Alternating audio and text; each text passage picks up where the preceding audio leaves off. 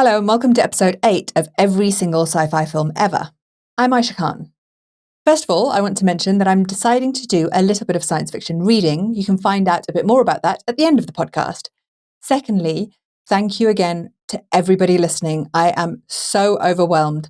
I've had 15,000 downloads in the first 2 months of the podcast, which is phenomenal. I can't actually get my head around it. Thank you so, so much. I'm an independent podcaster and it's been thrilling to know that there are people out there into learning about and watching the same kind of films than I am. If you want to learn about more, what I'm researching and stuff like that, you can find me on Instagram at every sci-fi film. Today we are speaking about the original 1933 King Kong. To be perfectly honest, I'm not a huge Kong fan, but I have friends and family who are absolutely obsessed with this big ape. And they're not the only ones. Godzilla x Kong, at the time of recording this, is the second highest grossing film of 2024, just behind Dune Part 2, and has made over $560 million worldwide. I wanted to find guests who also like the film, but before I go on to them, I just wanted to mention it is a problematic film. It is very much of its time, and it's not so much the light-hearted stuff. There's some pretty dark readings when it comes to racism, not just inherent in the film, but also what the subtext and the allegory of what the film means. So please be aware before going in. So now on to my wonderful guest. Mark Bould is a professor at the University of West London, Bristol. He has written/edited numerous books on science fiction, and he considers King Kong to be one of his favourite films. Welcome to the show, Mark. And can you tell me about the first time you watched King Kong? Oh, thank you for inviting me. It's a pleasure to be here. I think the reason I love King Kong is I saw it first when I was about 4 or 5 years old. So it's kind of indelibly printed on my childhood. It was one of those things that would be shown on in the UK on BBC Two midweek evenings in the 70s, along with things like Flash Gordon movie serials and things like that. And I was 5, so forgive my naivety, but I'd never seen anything like it. I was utterly swept up in it. And there's all kinds of reasons for that pleasure. I think one of them, obviously, is dinosaurs. Like all small boys, fascinated by dinosaurs. I think there's something about Kong himself as a tragic figure that's quite appealing. It's very moving and unsurprisingly moving, but also something about the discrepancy in size as well. When you are a small child and you've only just sort of learnt to be mobile and not bump into things and fall over and okay, I was 5. That wasn't quite as recent, but getting used to embodiment is a key thing of it. And to be honest, almost certainly, even though it would have been the Baudelarized version that was broadcast, undoubtedly there was some kind of sexual attraction around Fay Wray as well. Even though I was really young and obviously couldn't articulate it in those ways, but she was certainly one of my first media crushes, and it's entirely to do with this film. So there's all kinds of things going on in the film when I was very young that I loved. And it's a film I've come to over and over again over the years and found lots of different things in it, but we'll probably go on to talk about those. Great, thank you so much for that. So joining Mark, we have Peter Connolly-Smith, who is an associate professor of history at Queen's College, CUNY. He specialises in American studies and also considers King Kong to be one of his favourite films, but for slightly different reasons. Can you tell us a bit about that, Peter? Thanks for having me, Aisha. Yes, in my case, it's actually almost the exact opposite. I grew up in West Berlin, the son of English expats, and on German television, King Kong was also in quite frequent rotation, but they seemed to always choose to show it very late at night. And it was always accompanied in the television listings by a famous publicity shot of Kong, way out of proportion to the actual Kong of the movie, towering over the New York City skyline, really dwarfing even the Empire State Building. In the black of night with thunder and lightning in the background and Fay Wray in his left-hand paw. And I was fascinated by this image, and I really wanted to see this film, but my parents wouldn't let me see the film. So part of the attraction for me was that this was sort of forbidden fruit. I was not allowed to see this film. There was something obviously erotic about the image of this helpless, semi-clad woman in the paw of this gigantic monster.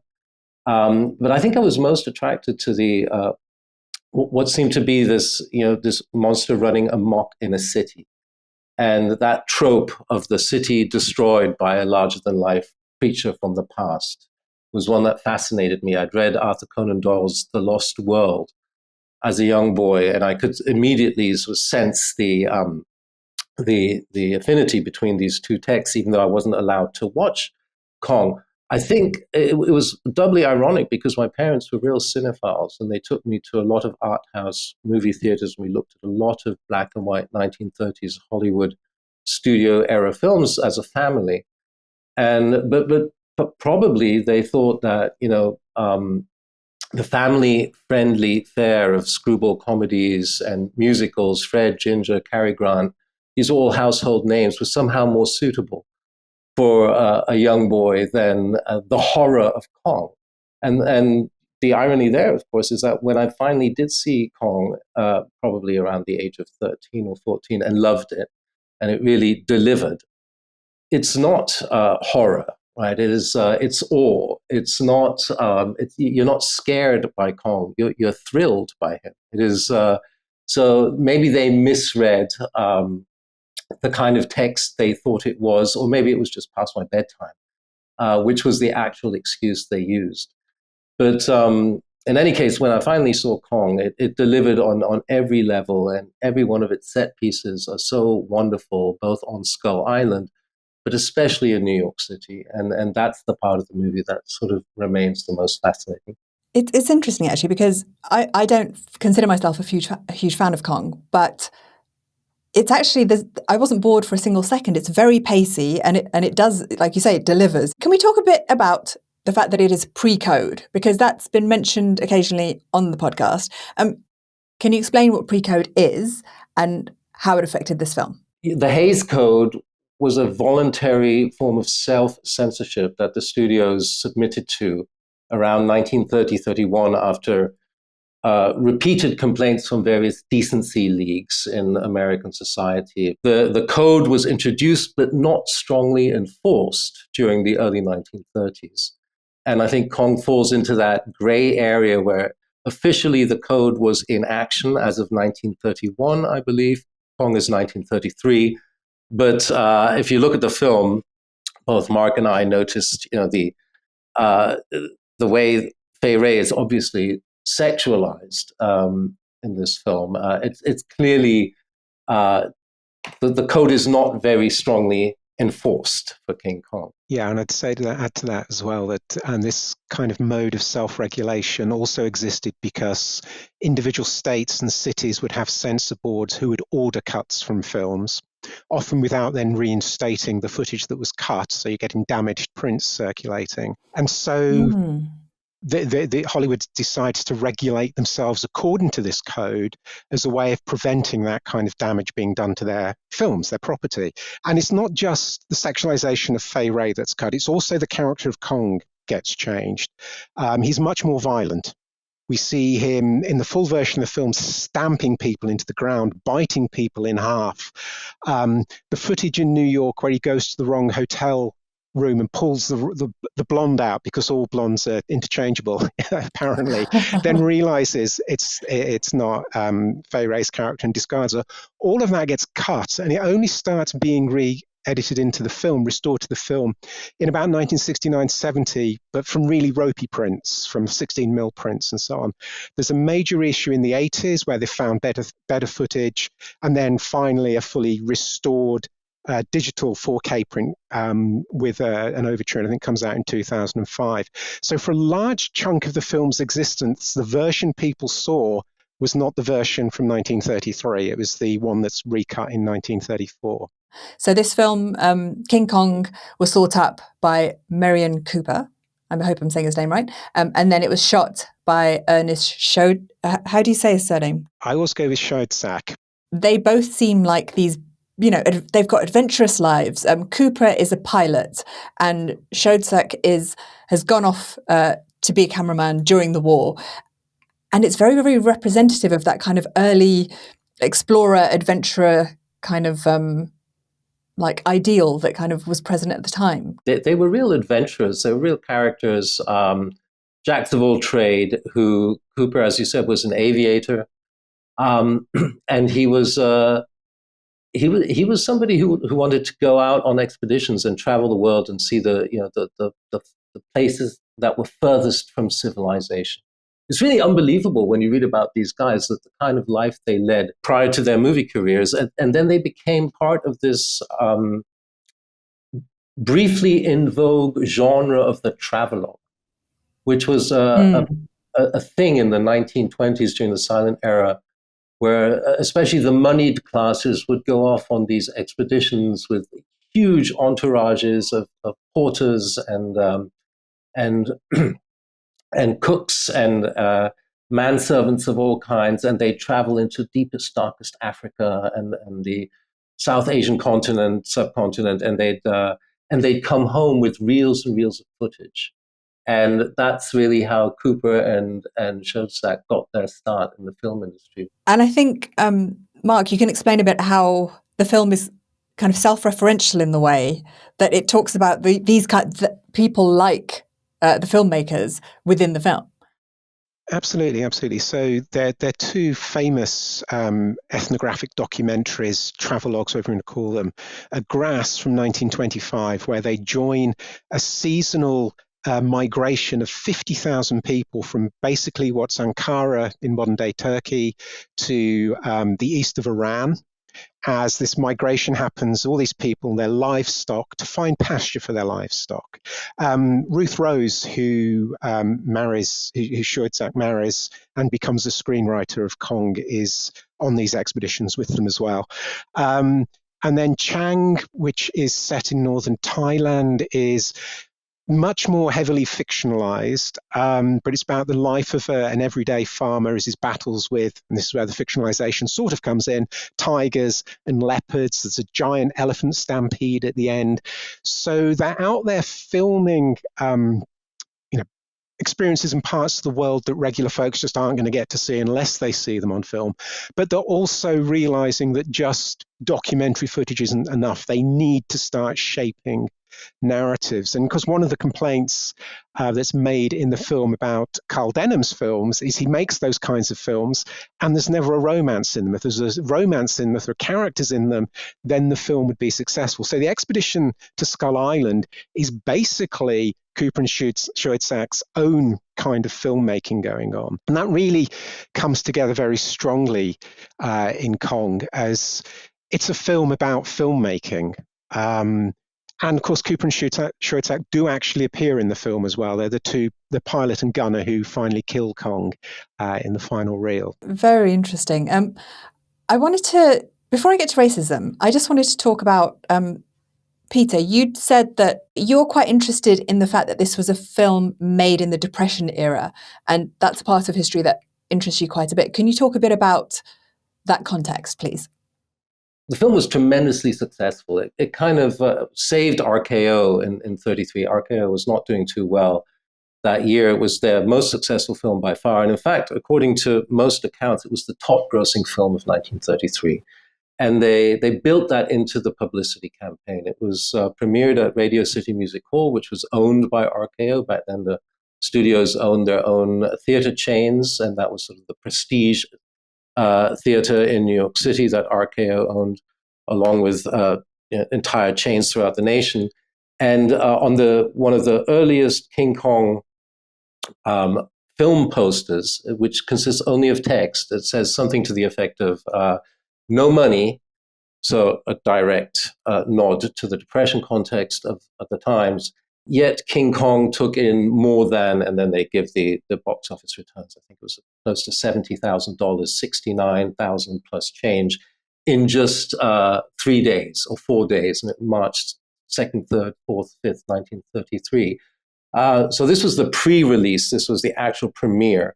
It was then released in April. It happens to coincide, by the way, with the date of Franklin Roosevelt's inauguration on March 4th of that year. And I don't want to make too much of this parallel, but during his inaugural speech, there's a number of famous quotes. We have nothing to fear but fear itself, etc. But then he says, I shall ask Congress to give me all the power that would be given to me if we were in fact invaded by a foreign foe. And I always thought that was a wonderful coincidence because King Kong is, in a way, the incarnation of the Depression envisioned as an invader, as a foreign foe. This image of the scary, unfathomable, inexplicable invasion that is tearing apart America's machine-made civilization. It's sort of New York, the crown jewel of U.S. capitalism, was probably at some allegorical level understood as, an embodiment of the Depression.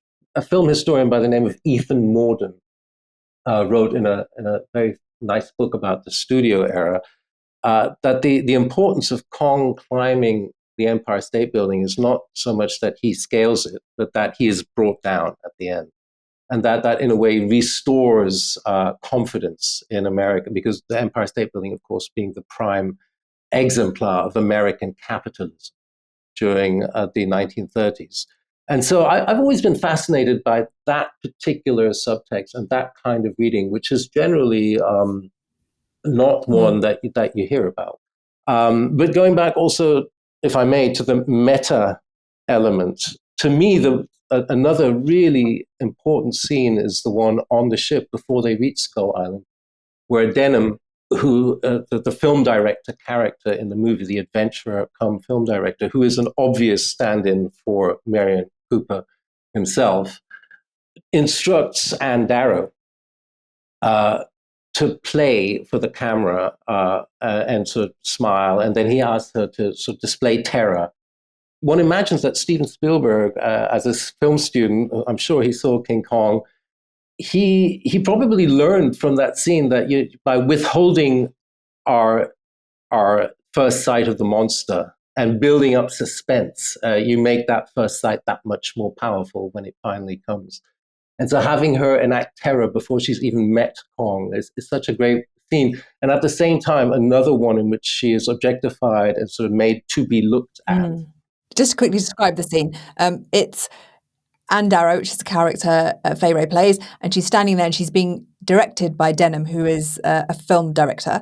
And so she's just looking at the camera and we're seeing it from the camera's point of view. So she's standing there looking beautiful and then she's looking up and she's supposed to act terrified. Perhaps if you didn't see it, you could scream. Throw your arms across your eyes and scream, Anne. Scream for your life! Scream Queen became her kind of nickname from this film. And it's very self-aware, and it's also about the exploitation and how, and I guess about voyeurism. It's done very knowingly. I think it's quite an amazing scene for something that feels more modern than it is. That also obviously connects to what you're saying about the Depression era reading of the film. If you think about the opening sequence when they can't find an actress, and we have Denham going through the streets of New York looking at these kind of haggard, careworn women trying to get into soup kitchens, somewhere to sleep for the night. And, there is a moment where Denham has to reassure her that this isn't a sexual thing he's picking her up for. It's something in some ways far much worse that he won't tell her about. I don't understand. You must tell me. I do want the job so, but I can't. Oh, I see. No, you've got me wrong. This is strictly business. And I think in that sequence we see the extent to which Denham, for all his geniality and pleasantness, is also an exploitative figure. And the crewmen, as you say, Driscoll and the other crewmen watching, they're not just drawn to this kind of eroticized terror that Darrow or Fay Wray's performing. They're also aware that there's something terrible out there as well. That's the first time they really begin to wonder, what is it we're doing here? Why are there all these gas bombs on the ship? And things like that. Thank you for that. Let's go to the huge elephant in the room, which is racism. Now, before we talk about this, I just want to kind of split it almost into two, because there's the inherent racism in the film. It's a 1933 film, and there's a bit where Carl Denham says, I tell you, there's something on that island that no white man has ever seen. Those are the kind of things that are inherent in the film. We have a Chinese crew member on the ship, and he's almost considered kind of like the lowliest crew member. And then there's obviously the tribe when they get to the island. So those are inherent. And then there's the reading of Kong. So, Mark. There was a moment in an interview when Cooper denies all these readings of the film as being about race. He recalls how he first came up with the idea for the film. How mythologized this is, we don't know, but looking up at the Empire State Building and imagining a giant ape on it being attacked by planes and thinking to himself, this is the fate of the primitive to be wiped out by the modern world. And he thinks that's not about race. That is precisely about race. If you look at the way evolutionary science gets taken up and developed in unscientific ways, fed into myths of progress, a sense of racial hierarchies, this is what he's talking about when he says the primitive.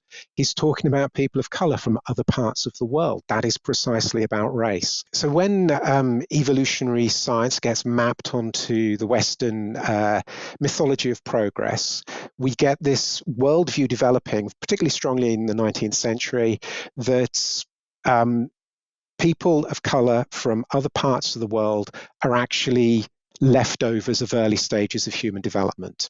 We see an example of this in the start of H.G. Wells's War of the Worlds, where he compares the Martian devastation of the southeast corner of England to the British genocide of Tasmanians, indigenous Tasmanians, which is a profoundly brilliant and slightly unexpected anti-colonial moment.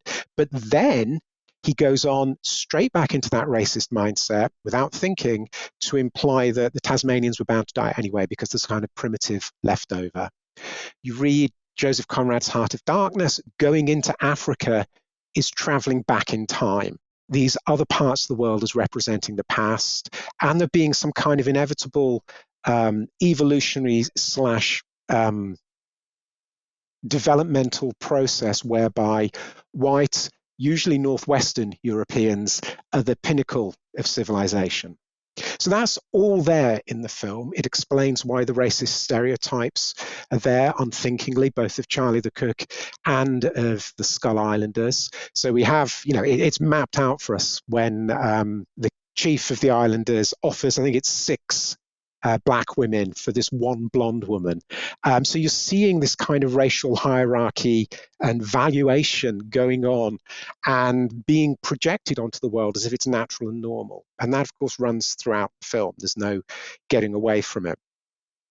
But there are other things we can think about with the film as well. So if we lose this film, we lose footage, pretty much every African American working in Hollywood, because we lose Skull Island, particularly lose Noble Johnson, who plays the chief, who's this really major character actor. He's like the one black character actor in Hollywood to have a 30, 40-year career.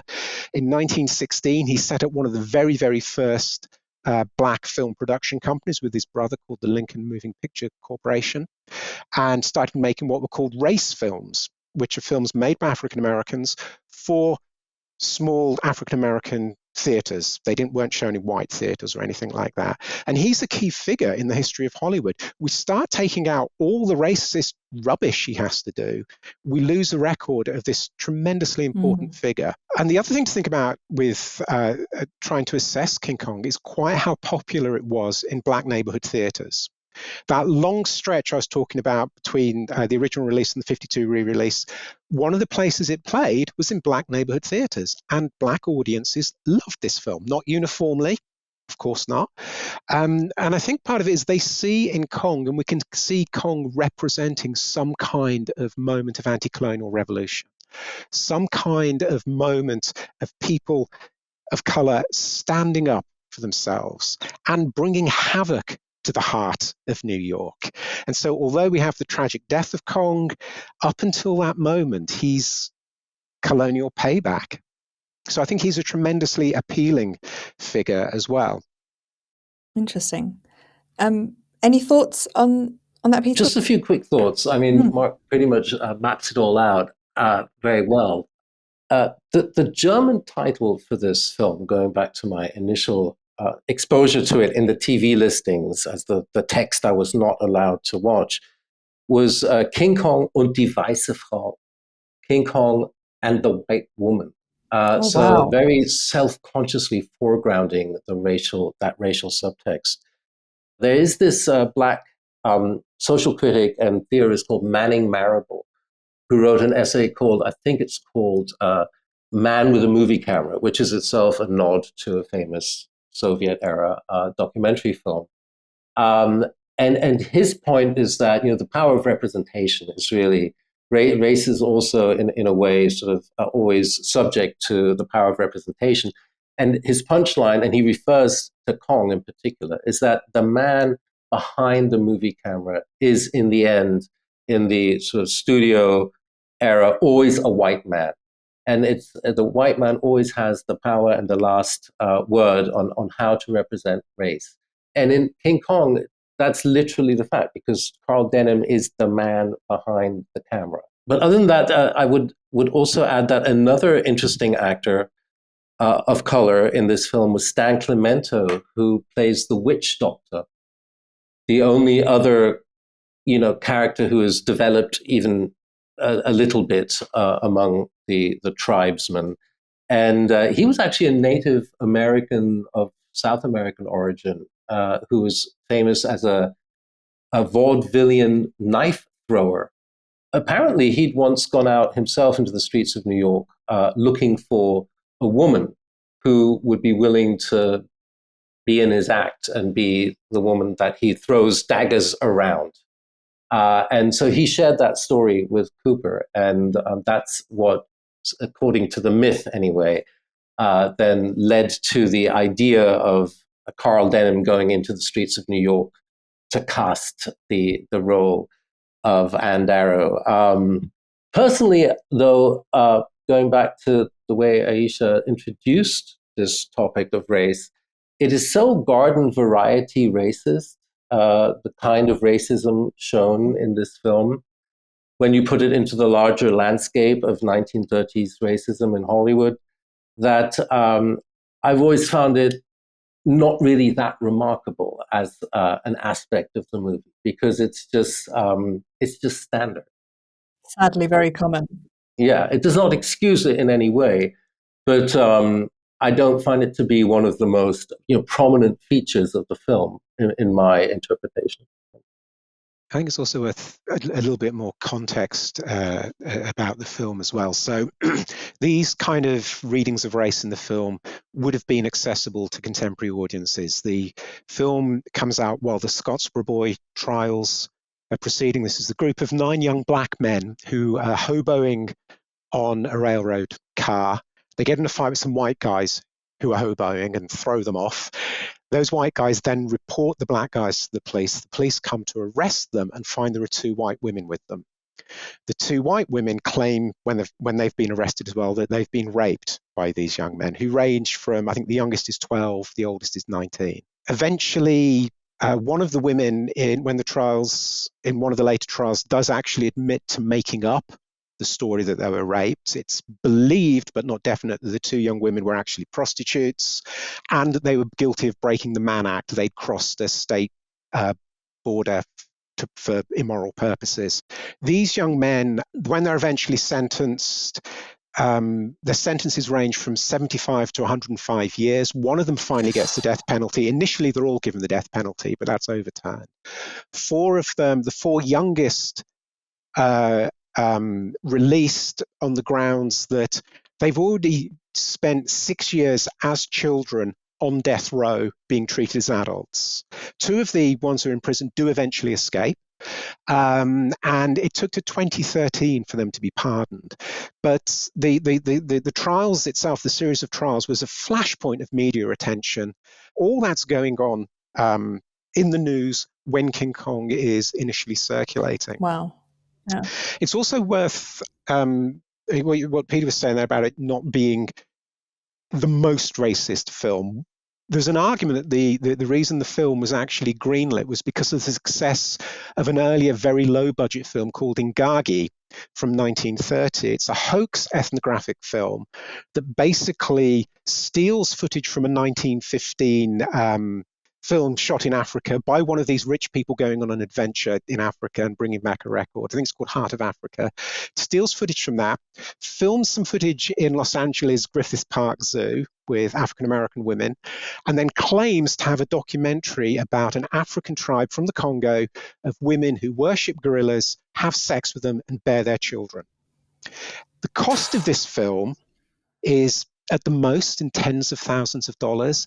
It took over $4 million. This is in 1930. And that's, where the extremes of film racism exist in the early 30s. But it's also tremendously successful.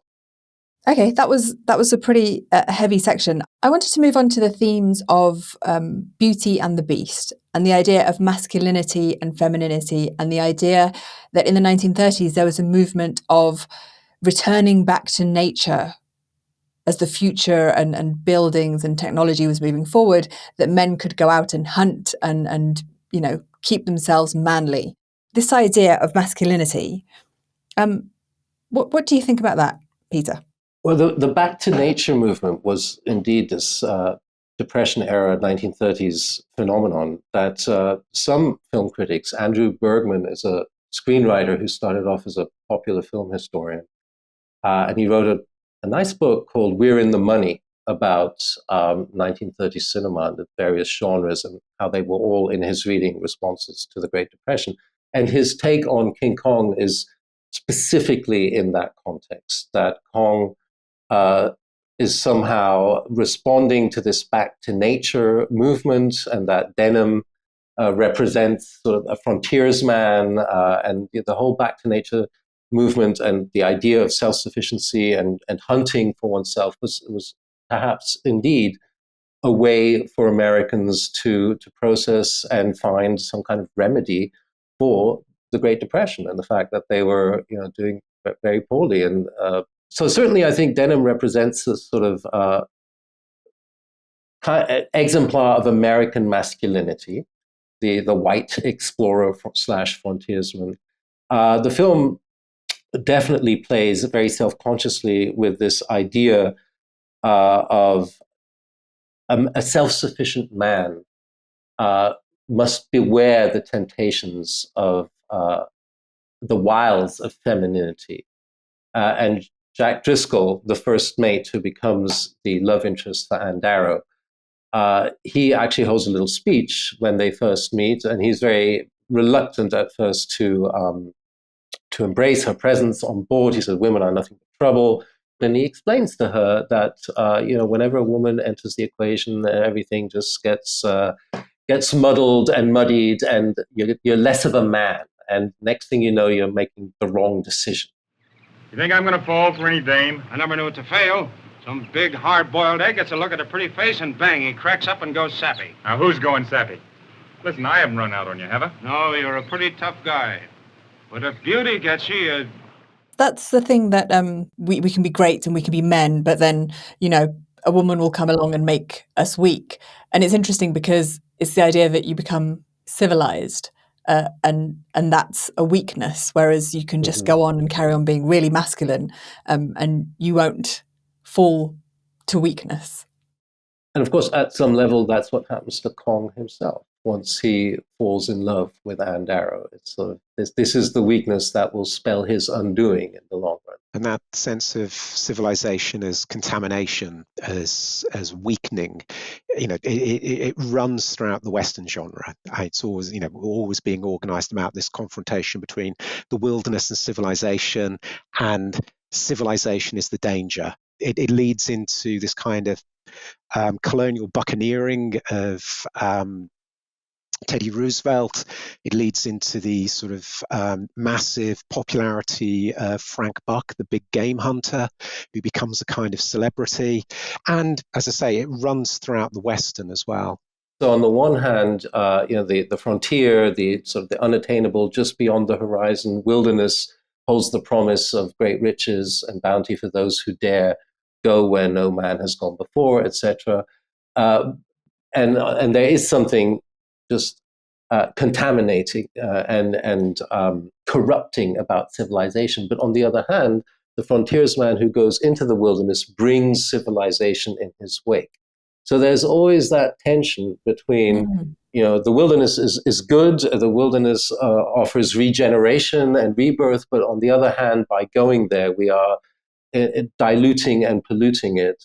The idea of Kong, who at some level represents nature and the wilderness, coming to New York is a neat reversal of that pattern, which is one of the key tropes of American history and culture, this idea of blazing a path in the wilderness and bringing civilization in its wake. Well, this time, in so doing, you brought the wilderness back to civilization.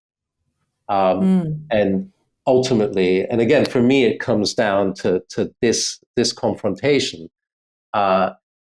For a film that pays lip service to this idea of the contaminating danger of civilization, the film does quite heavily come out on the side of civilization in the end, right, by shooting Kong down.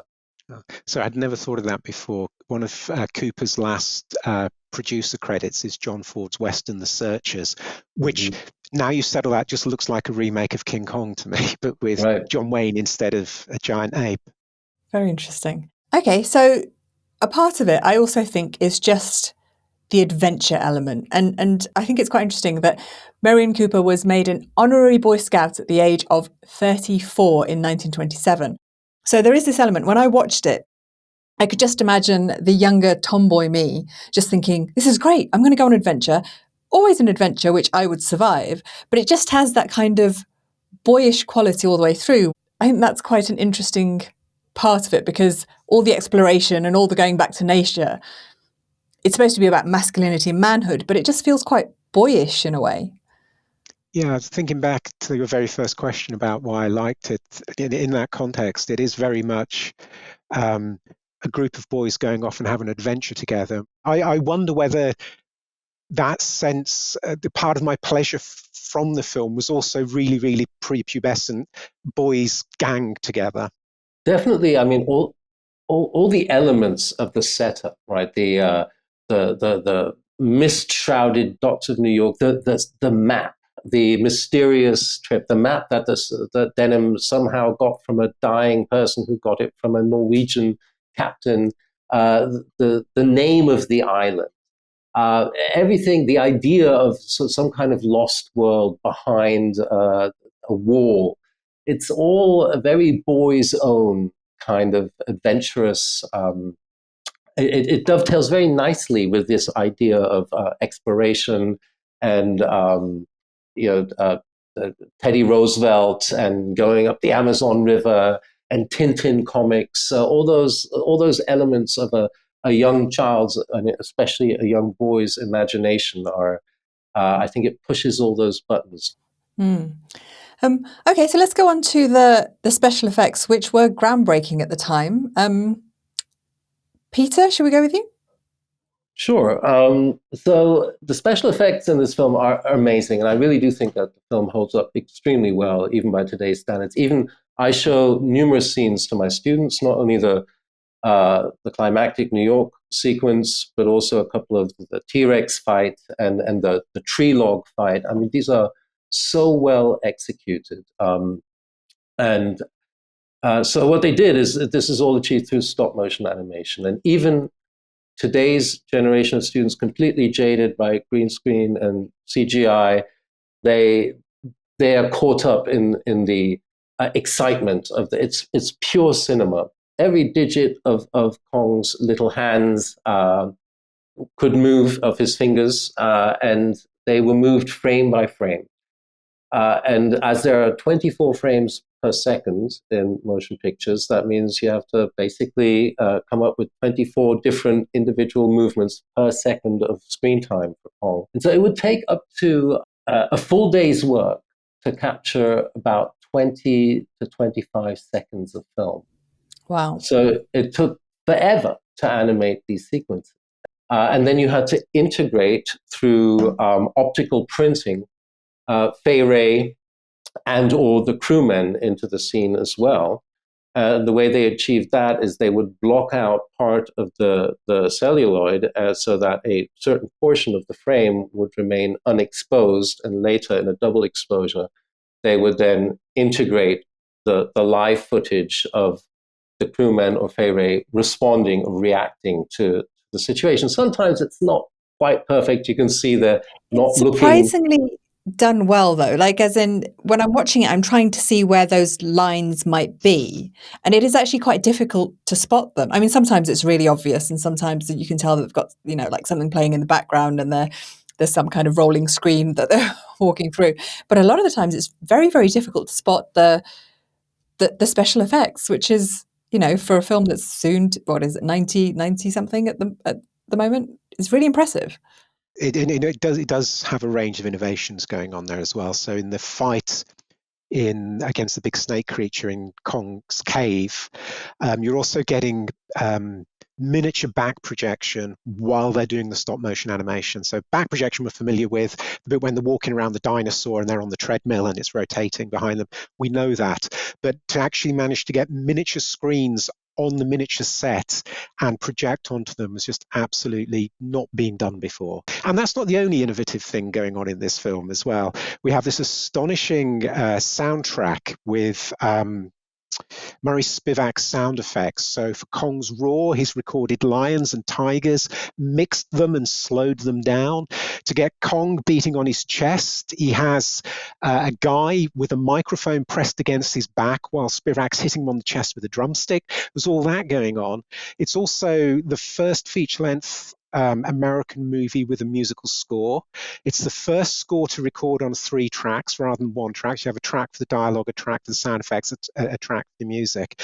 And of course, Max Steiner's score itself is the first Hollywood movie score to bring in the idea of a leitmotif from opera, where characters have specific pieces of music. So we're used to that from Jaws and from Star Wars, but it's Max Steiner working on this film is the first time you hear that in an American movie.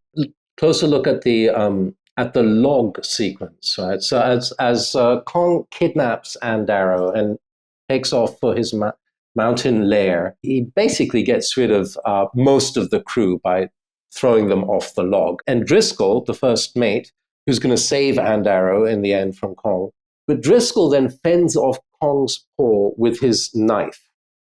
And that is the first time we see Kong display sort of human emotion, and he feels pain. And you can also, his face is very expressive. It's amazing how they managed to give him sort of human characteristics. And I think that's a very important part of the film, because it's the beginning of the moment which becomes an extended moment throughout the remainder of the film, where our feelings for Kong are quite ambivalent. On the one hand, obviously we're rooting for Andaro to be reunited with Driscoll and the crew and to be saved. And Kong is somebody who must be defeated. But yet, on the other, he is her protector. He saves her from the T-Rex. He saves her from all these other perils, which by the time of his ultimate defeat atop the Empire State Building is almost equal, I think, and maybe even more than our fear and awe of him. And so in the end, we feel that there's something almost unfair about the way Kong and himself ended up being kidnapped and defeated by civilization. And that sympathy kind of continues in the far less pacier sequel, which is Son of Kong. But let's talk about the legacy of Kong. Mark, you were saying that, and I didn't realize this, I thought that kaiju monsters had a very long history, but apparently, Tanaka and Honda cite Kong as an influence.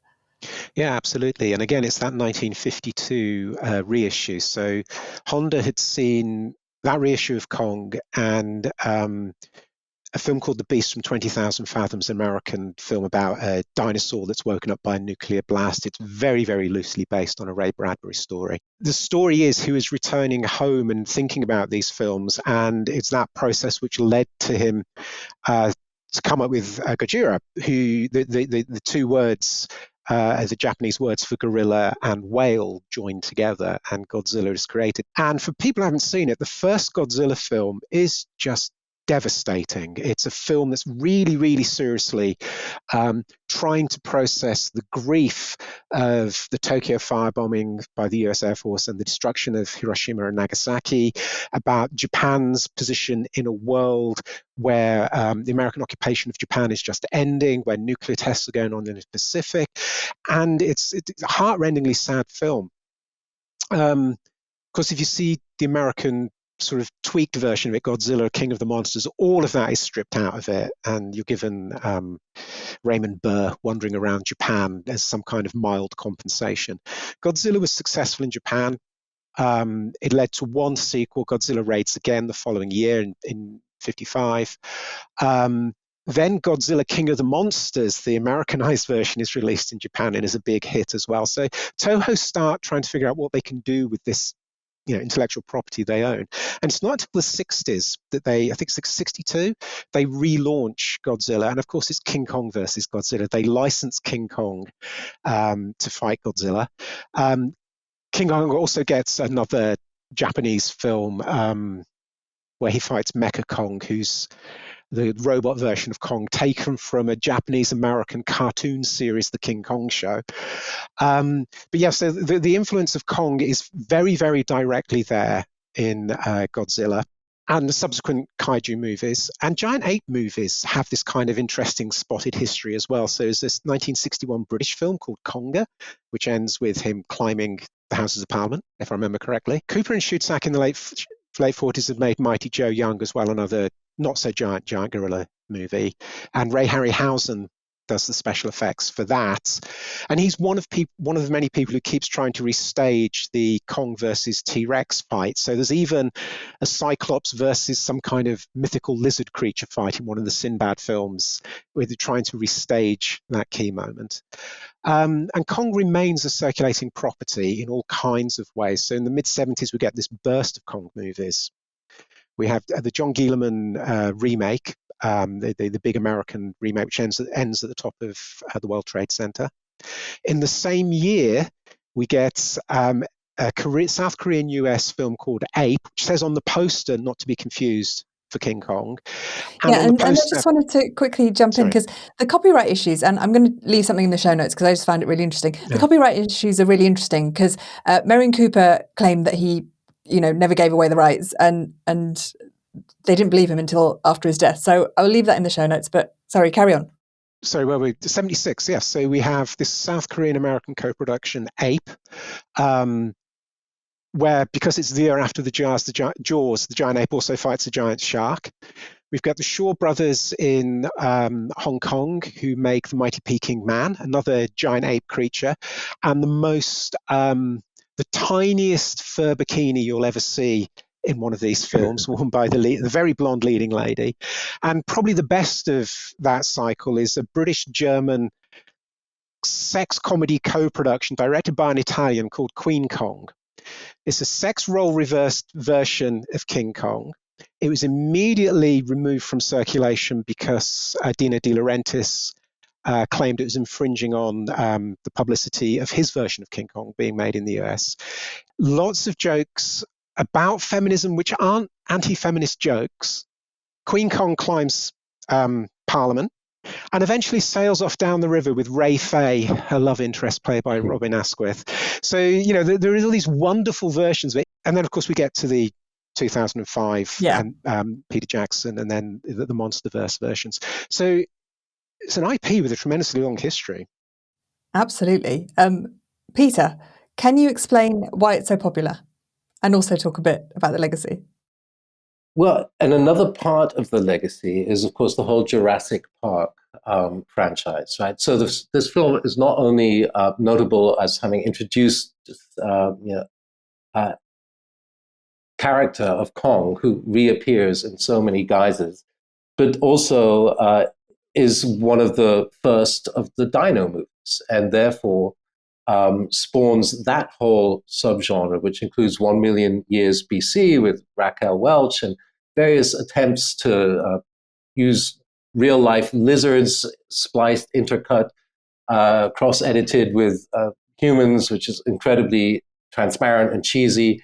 or very poor stop motion animation throughout the 60s and 70s. And then finally, with the tremendous special effects of Stan Winston, sort of a special effects king of the 1980s and 90s in Jurassic Park, by way of Steven Spielberg, we get, in a way, sort of the fulfillment of the King Kong trope when they first go through the gates of the theme park in the first Jurassic Park movie. The Jeff Goldblum character, the skeptic, the chaos theoretician, says, "What do they got behind those gates? King Kong," in a very sort of knowing, blunt nod to the origin story of that. That proved so tremendously popular because I think boys are fascinated, and children in general, with prehistoric times, cavemen, and in particular dinosaurs. Dinosaurs are just this endless source of fascination for